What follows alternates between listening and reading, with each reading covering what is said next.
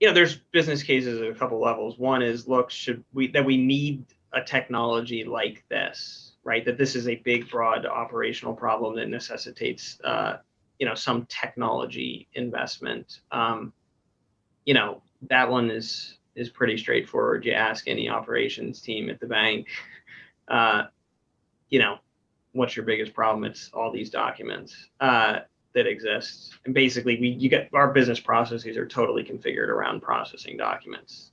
So that's pretty self-evident. The business case then, as you sort of start applying the technology at an individual document type or a business process level,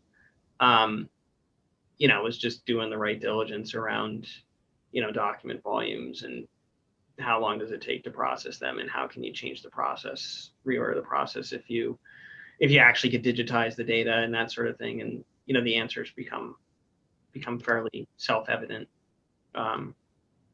as you do the work on the current state and sort of redesign the future state type thing.